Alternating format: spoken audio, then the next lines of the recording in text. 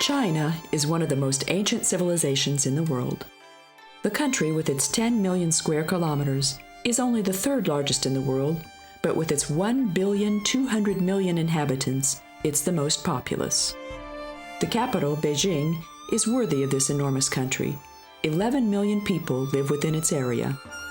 No matter where we live in the world, almost certainly there's a Chinese district, shop, market, restaurant, or snack bar close to where we live. Thus, almost everybody has a vague image of Chinese people and culture. Still, Beijing is usually a big surprise for those who visit it for the first time. The old Chinese proverb describes it well. It's better to see once than to hear about it 100 times. The city, with short breaks, has been the capital of the country for 700 years. Monuments reminiscent of the glorious past have remained in a conspicuously large number. That's not what's surprising, but the fact that above the pagodas and Buddhist temples, skyscrapers rise, and the rapidly growing and developing country with its 6- and 8-lane highways, multi-level junctions, and modern buildings remind us more and more of North America. The orderliness and cleanliness is conspicuous, and perhaps even a little surprising. The Gate of Heavenly Peace, or the Tien'anmen Square, with its 44.5-hectare area, is the biggest square in the world, and probably the most well-known site of Beijing. This site of mass protests of millions is from the 15th century. Originally, it was nothing more than a section of the long Peace Avenue, a part of the route leading to the Temple of Heaven. The ministries of imperial China were lined up along the 120-meter-wide road and were destroyed in a penal expedition by Western powers in the late 19th and early 20th centuries. Nothing was built in their place, so the road was widened into an enormous square. For the Chinese, Tiananmen symbolizes the heart of the country and is even included in the coat of arms of China. In the middle is the monument to the people's heroes. The first time a huge crowd protested here was on the 4th of May, 1919, against the injustice of the Peace Treaty of Versailles. It became the starting point of China's modern history. Mao Zedong proclaimed the People's Republic here in October 1949. And this is when the 5-star flag was first raised, symbolizing the unity of the nation. Mao Zedong's body lay in state here in 1976. In 1989, university students protested here for months, demanding democracy and reforms. As we know, the government gave the order to shoot at the students, which raised enormous international indignation. On Tiananmen Square, it's not even allowed to ride a bicycle, so it belongs exclusively to pedestrians.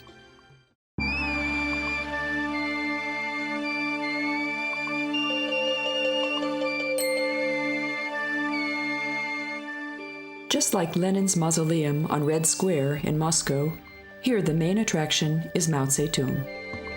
The mummified body of the founding president is displayed in a crystal coffin for the masses of people who often wait 1 or 2 hours to get in. The center of the inner city is the old imperial group of palaces, also called the Forbidden City, which is part of the UNESCO World Heritage, similarly to other significant monuments of Beijing. The tradition of Chinese urbanism goes as far back as 200 BC. Its principle of arrangement is feng shui, which is so popular today. It means that the arrangement of buildings, temples, and graves should be in harmony with the living forces of the earth. The ideal state is characterized by equilibrium. This is what appears in the symmetry of the Forbidden City, composed on a single north-south axis. This axis was also the axis of the capital, and it still is. The inner area, divided into the eastern and western city, is surrounded by 3 large external districts. This actually hasn't changed in the 21st century either. In the northeastern Chaoyang district, new hotels are centered. Northwestern Haidian is the university district of the city, while the Fengtai district in the south is mostly industrial. The highway ring roads embracing the city represented the greatest changes of our days. These roads were built in the late 1980s, partly in the place of the destroyed city walls, and then they were transformed into highways with the help of multi-level junctions. meantime, the fifth concentric circle has been completed, which is 200 kilometers long. These roads were necessary for the 2008 Beijing Olympic Games.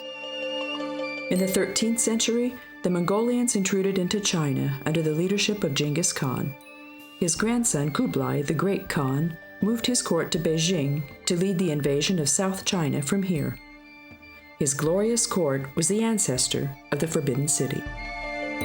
The famous Venetian traveler Marco Polo was here in 1271, and he wrote the following about the incredible wealth of this palace. This is the greatest palace that ever was. The palace itself has no upper story, but is all on the ground floor, except the basement is raised a bit above the surrounding soil. The roof is very lofty, and the walls of the palace are all covered with gold and silver. They're also adorned with representations of dragons, sculptured in gilt, beasts and birds, knights and gods, and other subjects. And on the ceiling, too, you see nothing but gold and silver and painting. On each of the four sides, there's a great marble staircase leading to the top of the marble wall and forming the approach to the palace. The hall of the palace is so large that it could easily seat 6,000 people, and it's quite a marvel to see how many rooms there are besides. The building is altogether so vast, so rich, and so beautiful that no man on earth could design anything superior to it. The outside of the roof is all colored with vermilion and yellow and green and blue and other colors, which are fixed with a varnish so fine and exquisite that they shine like crystal and lend a luster to the palace so it can be seen from a great distance. This roof is made too with such strength and solidity that it's fit to last forever. On the interior side of the palace are large buildings with halls and chambers where the emperor's private property is placed, such as his treasures of gold, silver, gems, pearls, and gold leaf, and in which reside the wives and concubines. These rooms are only for him, and no one else has access to them.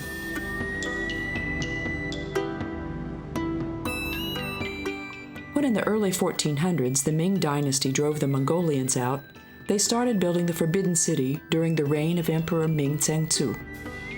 They say that 1 million people worked on the city.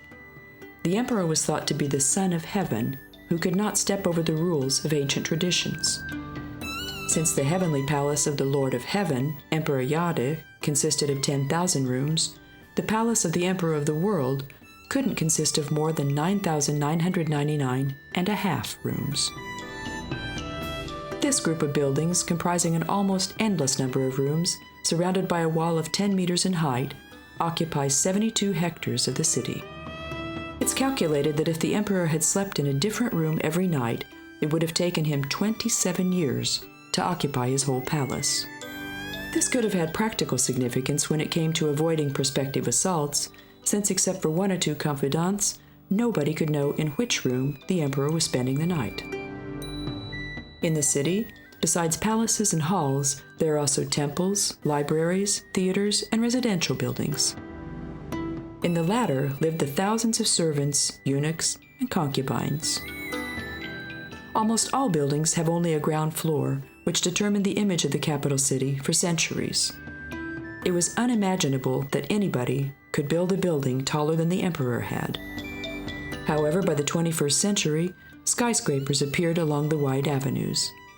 Among the office buildings and luxury hotels, shopping centers have been built, the lowest of which are twice as tall as the imperial palace.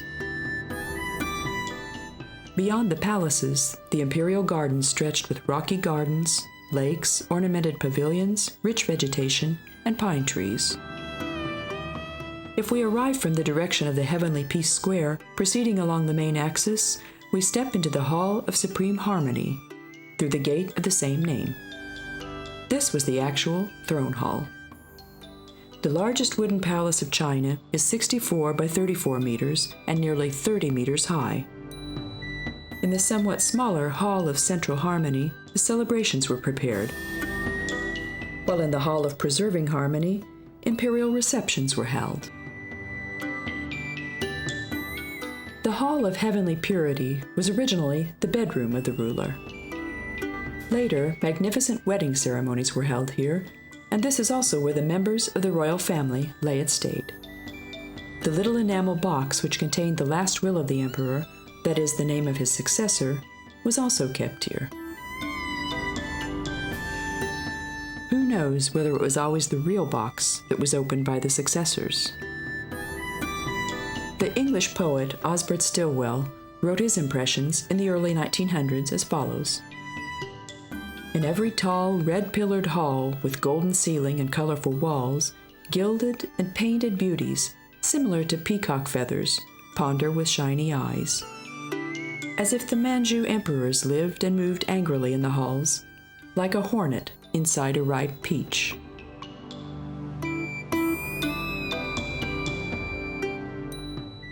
There must have been something suffocating in this atmosphere, because the last emperor wrote in his memoirs about his own wedding night, "As I looked around, everything was red.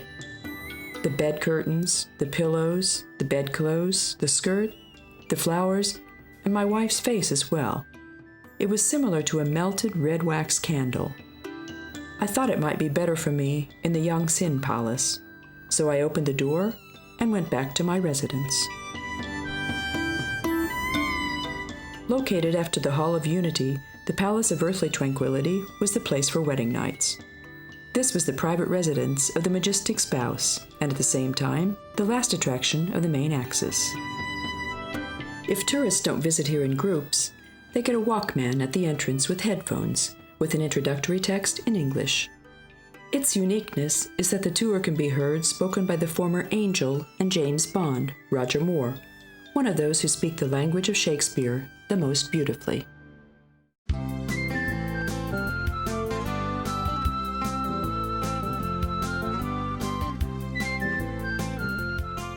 Buddhist statues, pagodas, dragons, lanterns. Panda bears belong to the image of China as well as these. The Zoo of Beijing stands on the grounds of the old imperial parks. A governor of one of the provinces returned from a trip abroad with some animals as a gift to the Empress Dowager. From this modest collection, the zoo was developed, which opened in 1908 and has been renovated several times. Pandas are the main attraction. These black and white patterned, round-headed bears with monocles look mostly like stuffed animals. Their oafishness has made them everybody's favorite, and their rarity has made them the symbol of the UN's Animal Protection Program. Pandas are also called bamboo bears because they live exclusively in the mountains of the middle part of China in bamboo forests. Most of the year, they live alone, except for the mating season. Their exact number hasn't yet been successfully estimated. Chinese zoos have been quite successful in the artificial insemination of pandas, which is important because the visiting presidents and prime ministers are given pandas as gifts. And there are more politicians than pandas.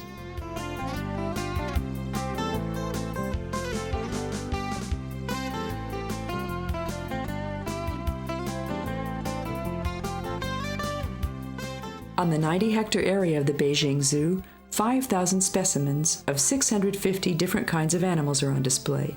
There are many birds in the zoo, and not only those that are native. We can see here pelicans, pink flamingos, vultures, and toucans.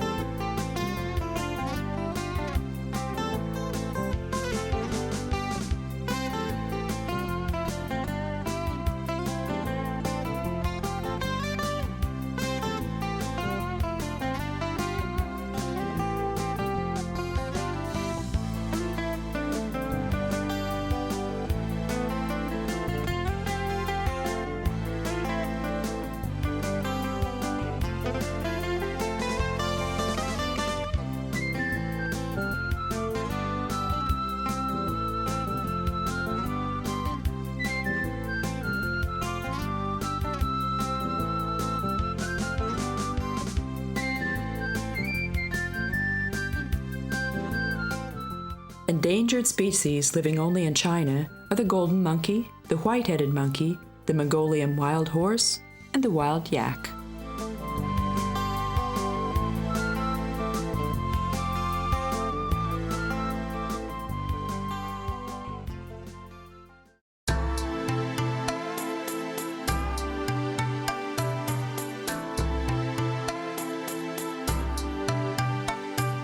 We can access the Summer Palace by taxi, bus, metro, and even by cruise ship.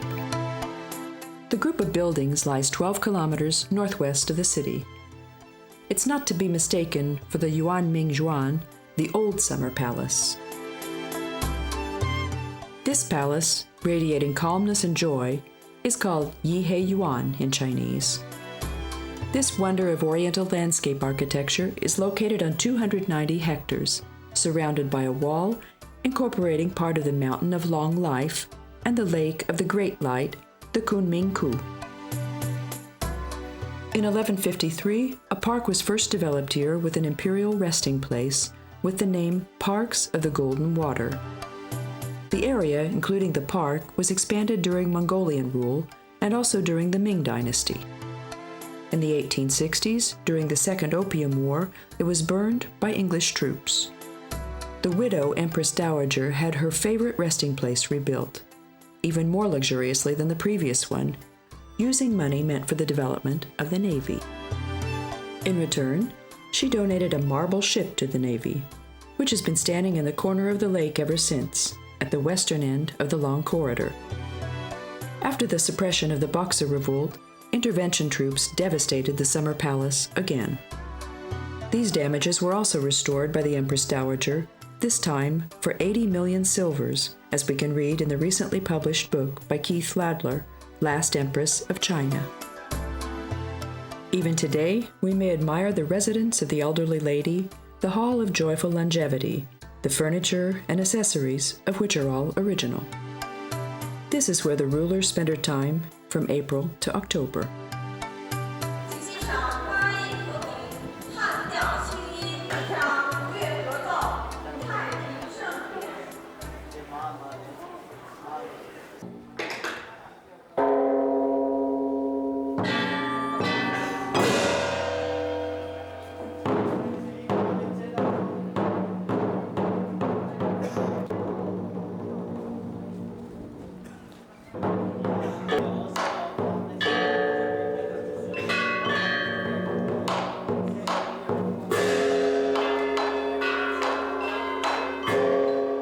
We can get a small sample of Chinese tradition in the Summer Palace by listening to their folk music.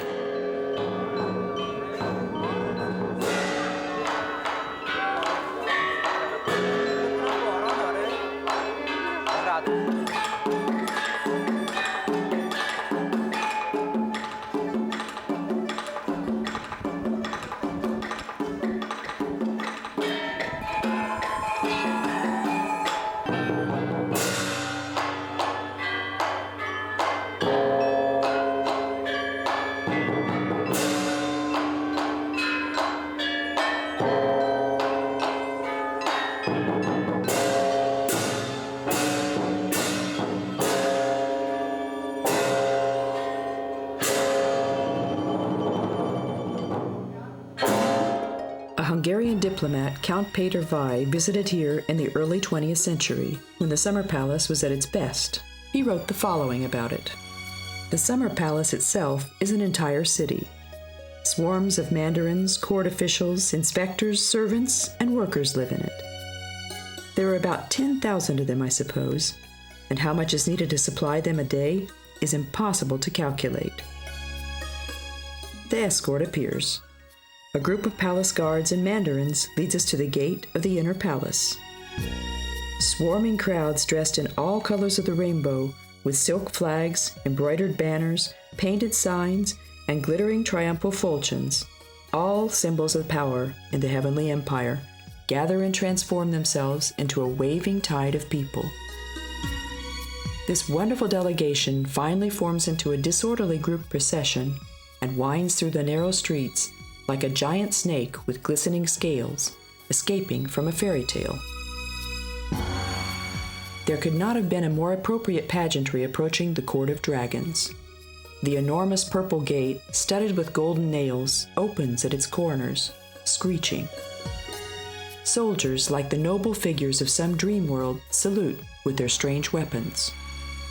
Their long pikes, crescent sickles, frightful bayonets, and terrible battle axes show a sharp contrast to the blue background of the peaceful sky. Stepping into the main court, another surprise awaits us. A large rectangular square opens up, covered with white marble. All four sides are framed by marble terraces. On all of them, open halls rise covered with yellow tiles. All of this is covered by the sapphire vault of the oriental sky. The open square is full of mandarins. All of them are wearing gold-embroidered, deep blue silk clothes. All are completely the same, but the decoration on them is very different, and every small detail denotes a certain rank. I've seen many such great receptions, but I don't remember that any of them have made such an impression as the ceremonies of the Summer Palace. The area can be conceived as a kind of ethnographic museum, since all types of buildings of local architecture can be found here. Nowadays, it adds to the popularity of the park that there's a boating pond, swimming pool, and garden restaurant, so excursionists, whether they're Chinese or foreigners, can pleasantly spend all day here. In China, which, in the sense of tourism, opened up to the world only after the turn of the millennium, domestic tourism has a great significance. It's very likely that Chinese know their country better than many Europeans, who otherwise live in more fortunate circumstances, know their own countries. The politics of this opening up can be seen in other areas as well. In the multiplex movie theaters of shopping centers, American movies are shown. Among the young people, it's also a fashion here to go to fast food restaurants. The range of products in shops doesn't consist of only the usual Chinese mass products. We can find here the most well-known clothes brands as well. Italian fashion products, French perfumes, and American sportswear line the shelves of the boutiques.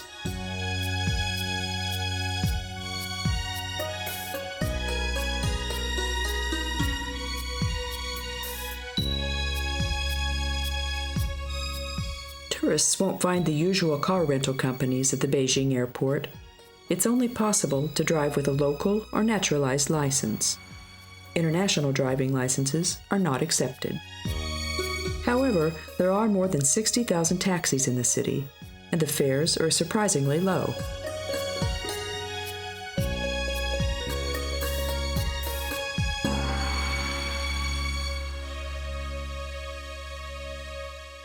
The Chinese currency is the yuan, which has two coins, the jiao and the smaller fen. It's possible to change foreign currency in all banks and hotels where they prefer US dollars. Bank cards are accepted only in larger hotels and stores, and it isn't possible to use them everywhere for cash withdrawal. With organized bus and group tours of travel agencies, we can get to almost all places that are worth visiting. In the city, besides taxis, it's easy to get around by buses, trolleys, or the subway as well. However, if we want to do as the locals do, we should rent a bicycle. Those who spend a longer time here may even consider buying a cheap bicycle.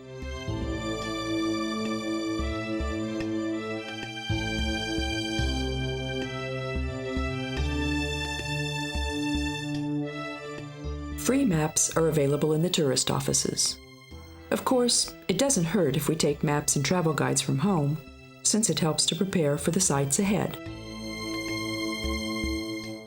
There's an abundance of available literature, not only in the form of guidebooks. Among the classic travelogues, we can recommend the diaries of Marco Polo and Ibn Battuta, and among literary works, The Plum in the Golden Vase or The Dream of the Red Chamber. Since it's always been considered exotic to travel to China, many people have recorded their adventures in travel diaries. These might also be useful to read, together with books about the country's history, art, and the Buddhist religion.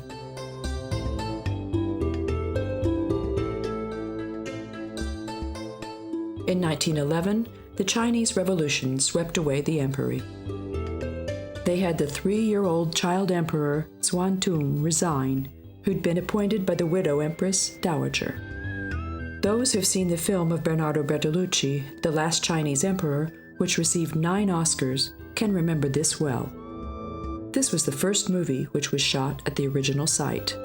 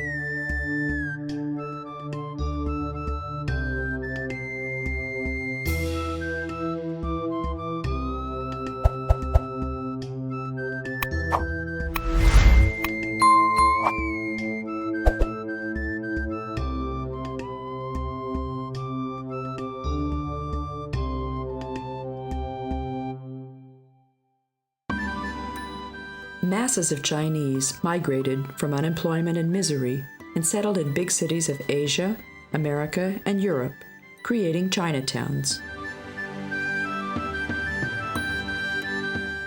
The product range of Chinese shops in the past years has been known for its low prices and poor quality. However, in recent years, China has started to catch up with other countries of the Asian region, where quality is given more and more attention. This, coupled with cheap labor and mass production, makes possible the commerce of still cheap, but already competitive products. The silk and textile industries have always had great tradition, but nowadays an increasing number of electronic goods are also exported, such as watches and electronic tools, small appliances, audio and video devices. China, as far as quantity is concerned, is the first in the world in the production of bicycles and washing machines, and the second in the production of domestic ceramics, porcelain, and paper goods. Presently, more than 200,000 types of products are made.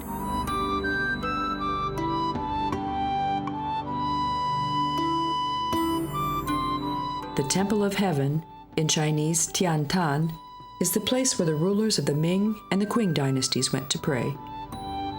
The emperors were the high priests of the country at the same time. In the spring, they prayed for a plentiful harvest. In the autumn, they came to say thanks and to give accounts to the heaven about the issues of the empire. The temple was built by Emperor Yang Lei at the same time as the capital city in 1420. After the fall of the empire, leaders would like to have brought this tradition into the new system, so from this time, for a few years, the President of the Republic came here to pray. From 1915, this rather strange custom was abandoned. The area of the Temple of Heaven is 273 hectares, so it's almost 4 times the size of the Imperial Palace. The Hall of Prayer for Good Harvest is a 6,000 square meter, 38-meter tall building. Its 12 inner pillars symbolize the months, while the outer pillars symbolize the hours. An enthusiastic traveler wrote in the middle of the 20th century, "The Hall of Prayer for Good Harvest, with its enormous size, is striking from a distance, a circular building well known around the world from countless pictures. We stopped at this building first to admire the realization of the idea of Chinese architecture. I stopped in front of the building, and I didn't care about what it wanted to express. I gave myself over to the influence flowing out of it. I had the same feeling as in front of the Parthenon, the pyramids of Giza, or the Taj Mahal.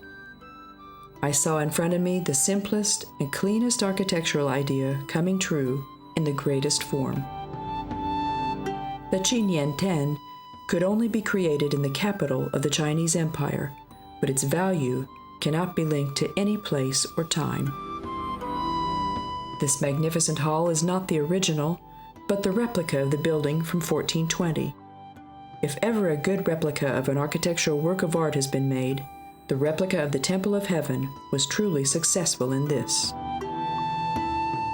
The present-day hall rises in unsurpassable measures. Triple marble stairs lead up to it, plates in the middle of the stairs on the south side. The plates are ornamented with the embossments of clouds and dragons. Common mortals were not allowed to walk on these. The emperor floated over them on a sedan chair, while the servants walked on two sides, carrying their ruler, the high priest of the empire, by poles on their shoulders. The walls of the hall are divided by pillars. Between the pillars, there are ornamented grids in frames. The enormous vault rises over them. Both the interior and the exterior of the wooden building are colorful. The strongest red, blue, green, yellow, and gold colors alternate in the most perfect imaginable harmony. The vaults are covered with glittering blue glazed tiles. This combination of white marble and the most vigorous colors inspire us to silent admiration. The height of the building is only 33 meters. It's a trifle compared to the largest buildings of the world. Still, it appears to be exceptionally tall because its effect is impressive because of the perfection of its proportions. On the inside, an enormous pillar supports the ceiling, and while we wander in there, we can see an abundance of gilded and colorful carvings, clouds, and dragons, all in the most perfect harmony. In form and workmanship, all details are perfect and delicate, and all serve the dominant unified idea with wonderful exquisiteness.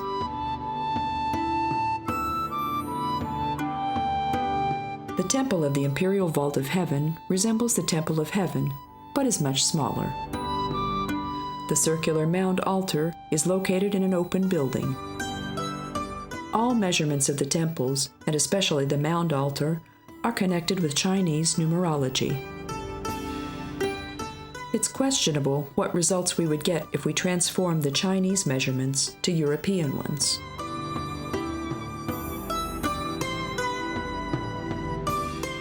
The ruler spent the night before prayer or sacrifice in the Hall of Abstinence. Part of the palace is a ritual bath and a slaughterhouse used for the killing of the animals for the sacrifices. In the residency of the emperor, a little exhibition has been set up with contemporary objects. Even the wax figure of the ruler is sitting on the original throne. A peculiarity of the Temple of Heaven is the arched echo wall, which tourists always enjoy trying out.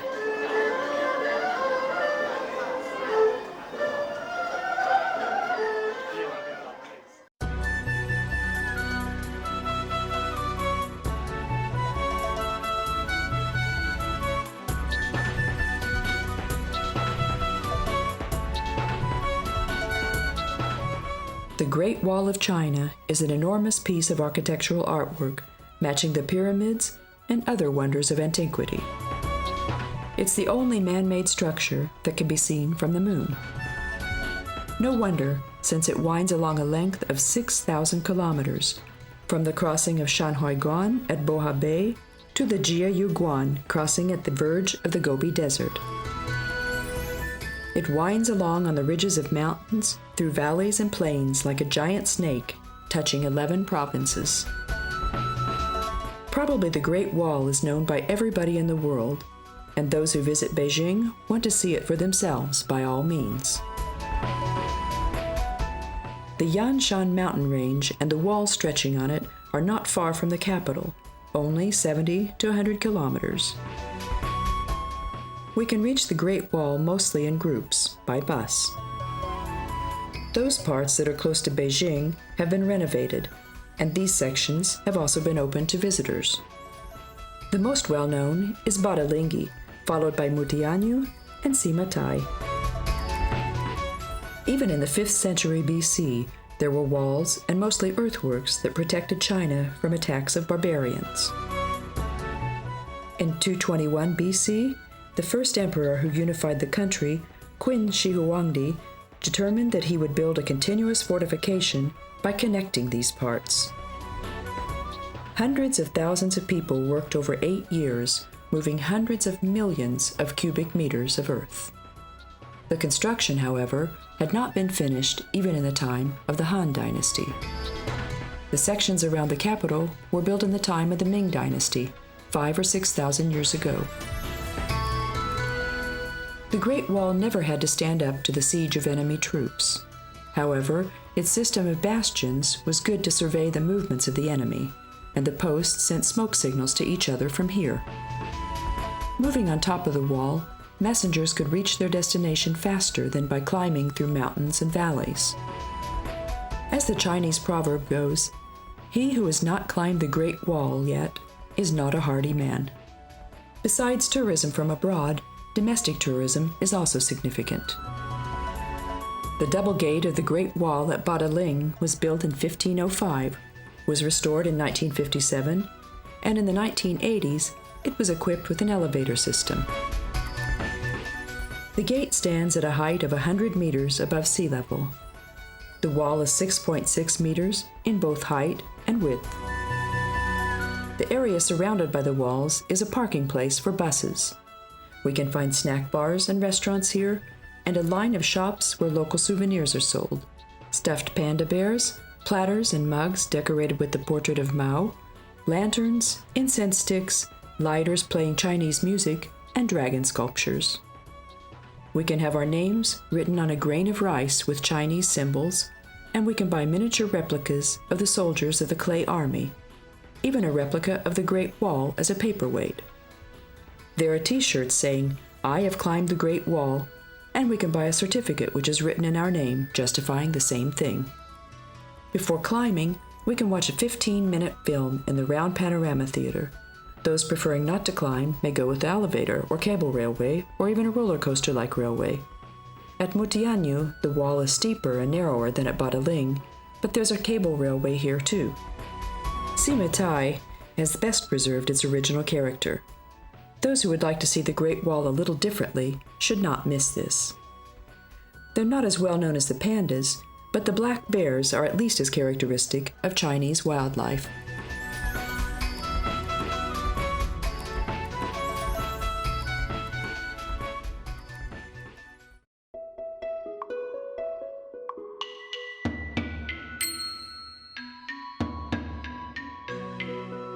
A visit to the Ming graves is usually included in the price of the Great Wall Group Tour. The 40 square kilometer graveyard can be found 50 kilometers northeast of the capital. Out of the 16 Ming emperors, 13 are buried here, and this is why it's originally called Xian Ling, which means 13 graves. The emperor who returned from Mongolian captivity was not willing to bury his brother here, the 7th Ming emperor, who ruled in his place, and 2 emperors disappeared in battle. The gate of the graveyard is a 10-meter-high marble memorial arch. This is where the scenic, 7-kilometer-long Way of the Spirit starts, framed by a row of statues. The statues depict 12 human and 24 animal figures. The humans are soldiers and officials, serving the emperors even after their death, while the animals are a sign of wealth. Going through the Phoenix Gate, then through a 7-span bridge, we reach the first tomb, Changling, from the early 1400s. Chinese emperors, similarly to the pharaohs of Egypt, besides their own name, had a different name as a ruler, and yet another different name after their death. The 2,000 square meter building is supported by wooden pillars so thick that it can barely be reached around by 2 men. Then comes the third building, the actual tomb where Yonglei lives. In the beginning, the custom was to close the tomb of the ruler, and it was only opened again to bury his wives next to him. Of course, it couldn't always be guaranteed that the ruler would die before his wives, as was the case with Wang Li. In China, they didn't want to use such drastic measures as in India, where they sacrificed the wives of the ruler to be able to bury them together. Instead, there were separate tombs here. The door of the 1,200 square meter crypt of Dingling is closed by a gigantic 4-ton rock gate, fortified by stone bolts dropping from above in the inside. The archaeologists had to work a great deal until they were able to open it with modern technology. So far, Zhao Ling has been the last tomb that was open for visitors. The predecessor of Wang Li, Longqing, lies in it.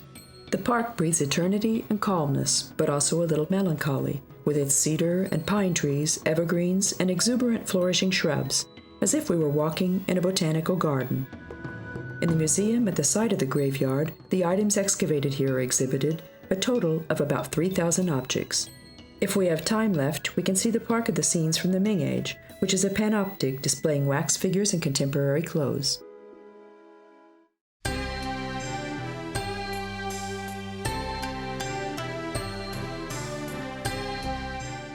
Xian was the first capital of China. The heart of the enormous empire once throbbed here. Rows of imperial dynasties ruled from here over 11 centuries. This was the starting point of the famous Silk Road, and the city, with its 1 million residents, was considered a huge metropolis at that time.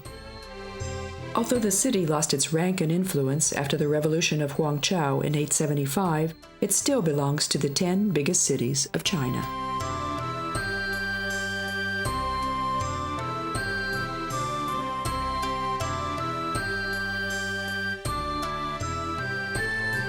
The Asian countries have always been famous for their handicrafts, and China is no exception to this. The making, coloring, and processing of silk looks back on such ancient traditions as paper cutting, paper folding, or the making of cloisonné. Chinese calligraphy and wooden engravings are also famous, together with porcelain painting. In Xi'an, almost all fields of handicrafts are practiced. However, the most well-known are the carvings made of semi-precious stones. From light green jade and deep green nephrite, mostly little sculptures and ornaments are carved, the decorations and patterns of which imitate ancient statues. There are many dragon representations, but of course Buddha sculptures are also made in large numbers. China joined the Monument and Landscape Protection Program of the UNESCO in 1985. From 1987 until these days, more than 10,000 buildings have been declared monuments, 62 settlements have received cityscape protection, and 27 treasures have been recorded in the World Heritage List. The long list includes the Imperial Palace of Beijing, the Summer Palace, the Temple of Heaven, the Ming Tombs, the sections of the Great Wall around the capital, and of course, the Terracotta Army.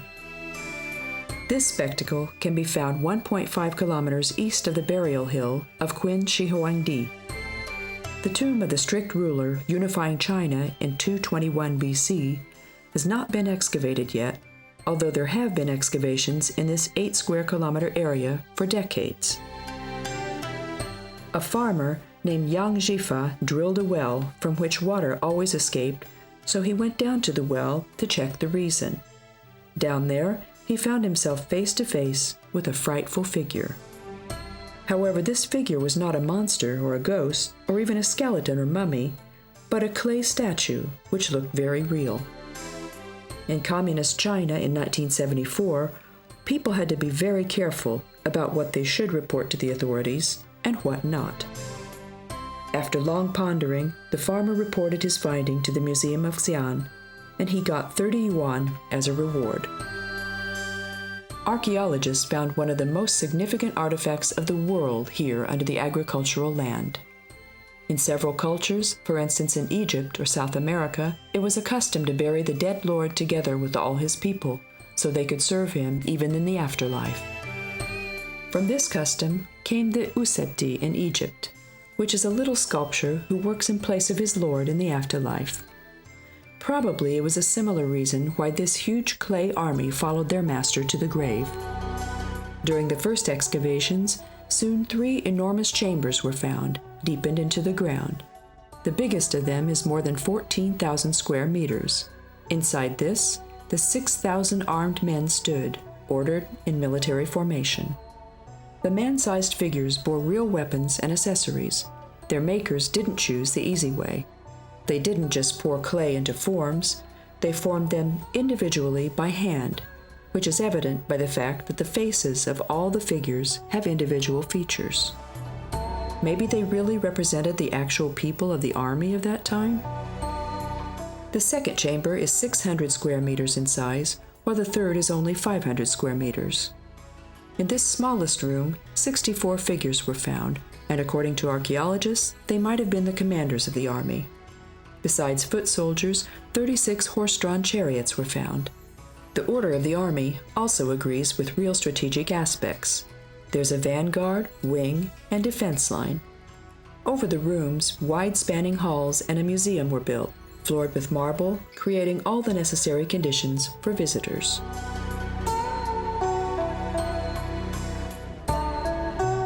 Just like in the King's Valley in Egypt, photographing and filming is prohibited here also. All such equipment must be put in a safe deposit. Photo albums, postcards, framed slides, and video films can be bought in the museum shop. Here we can also buy miniature replicas of the clay warriors. We can have our pictures taken in front of the entrance with 2 statues. No tourist should miss this. Many artifacts indicate that people lived on the territory of China even in prehistoric ages. The first flourishing of Chinese ideology was in the Zhou Age. The ruler Qin Shi Huangdi unified battling principalities. After his death, however, his empire collapsed. Under the Han Empire, the model of China was created, and it lasted for 2 millennia. The main ideology became Confucianism. The collapse of the empire coincided with the Middle Ages. Internal conflicts and insecurity of life resulted in the weakening of old ideals, and it favored the spreading of the new ideal, Buddhism. The transitional Tang Age was characterized by wars, while the Song Age brought peace and a new prosperity. At the end of the 1200s, in the Yuan Age, the Mongolians invaded China. It was the time of Genghis and Kublai Khan. Under the 300 years of the rule of the Ming Dynasty, the conquerors were driven out and the economy restored. Their rule was broken by the Peasant Revolution in 1664. The army asked the help of the Manchus to break this revolution. They seized the opportunity and drove the entire country under their rule. The Qing Age lasted until the dethronement of the emperor in 1911. This is a time when international relations were launched. In 1840, the Opium War broke out, and in the Nanking Treaty, Great Britain made very strict conditions for China. This is when Hong Kong was taken over by the English. The increasing defenselessness towards Western powers was the main motivating power of the Boxer Revolution. The revolution was soon drowned in blood.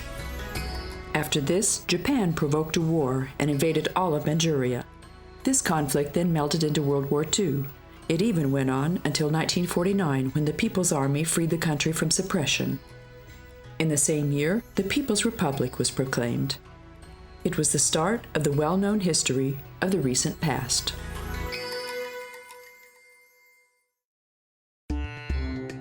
After seeing the attractions in the Beijing area, let's go back to the capital.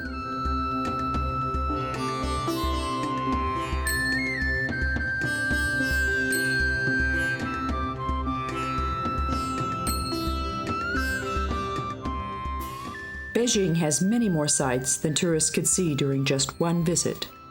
We haven't yet seen the Park of the Northern Lake, Coal Hill, the Fortress of the Round City, the grave of Matteo Ricci, the Taoist Monastery of the 100 Clouds, the Confucius Temple, the Aquarium, the Temple of Earth, the Gallery of Arts, the Circus, the Ethnological Museum, the Marco Polo Bridge, and we could list many more.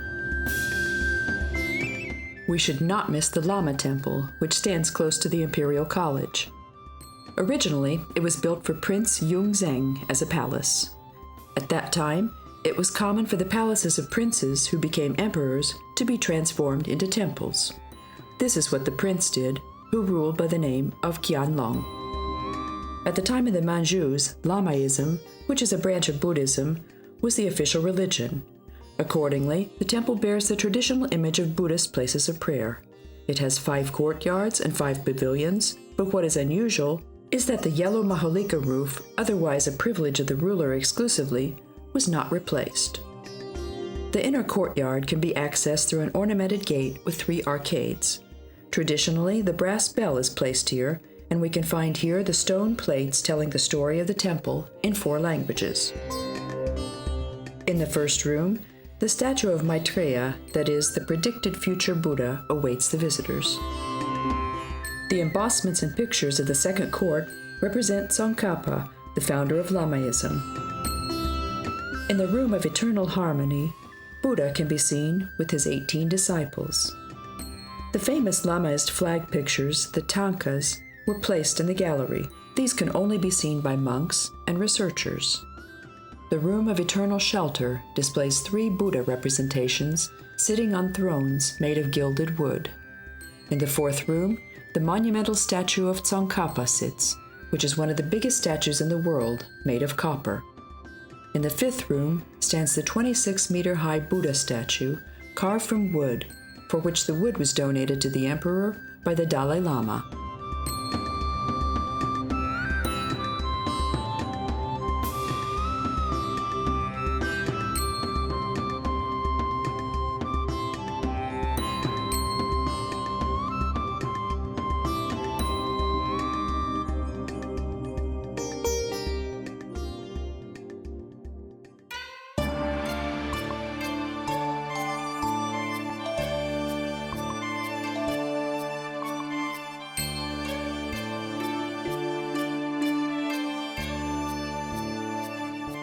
At the time of the Cultural Revolution, the Communist Party tried to limit religious life.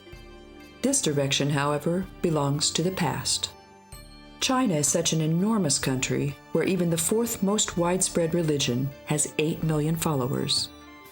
These are Protestants who have 8,000 temples and 20,000 prayer rooms.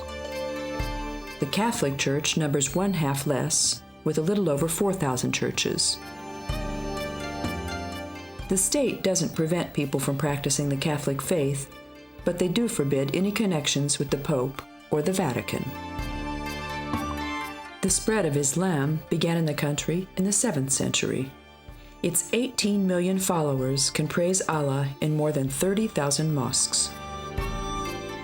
It's impossible to estimate the number of Taoists in the country. This religion was completely mixed with the ancient Chinese philosophy and healing.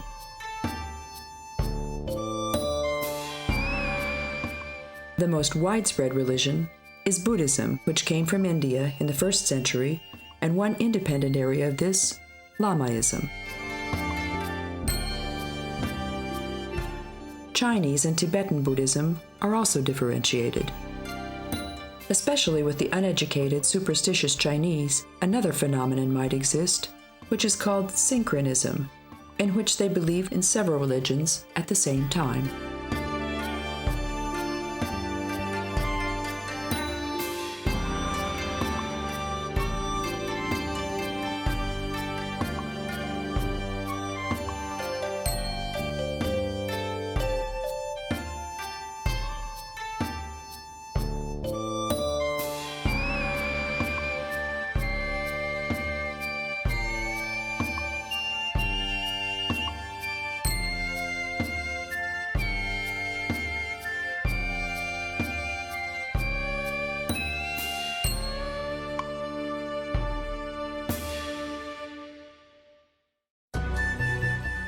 The nightlife and entertainment opportunities define the atmosphere of all cities. Let's see what Beijing can offer from this point of view. Those who long for some kind of activity before or after dinner can go to the Chinese opera, which is completely different from what we're used to. At any rate, it's very exotic. The circus may be more enjoyable, with artists of world class. And we can also find karaoke bars in Beijing based on the Japanese model. Chinese is considered to be one of the best cuisines in the world. Although there's no big city in the world in which we can't find a Chinese restaurant, we can still find the most authentic dishes in Beijing. The basis of the Chinese cuisine is the many fresh vegetables, which are fried in a wok or frying pan so that they remain somewhat crunchy. The vegetables and meat are chopped fine, making it easy to eat with chopsticks. They eat pork, beef, and chicken alike, but fish and seafood are also very popular. Of course, in a country that has a Pacific coastline of 32,000 kilometers and with 5,400 islands, This is not too surprising. The rivers, abundant in water, and the huge lakes supply the country with freshwater fish. The most important food is rice, of which several types are consumed, but noodles follow the rice closely in second place, including transparent rice noodles. To season the food, primarily soy sauce and 5 spices seasoning mix are used. The combination of sweet and sour and spicy sour tastes gives the characteristic piquancy of Chinese food. When we're in Beijing, we must try the Beijing duck, which is a real specialty, and it's only made in certain restaurants. Warm water is poured under the skin of the duck, and then they dry it, inflate it with air, which separates the skin from the meat. This is how it's roasted in a uniquely crisp way.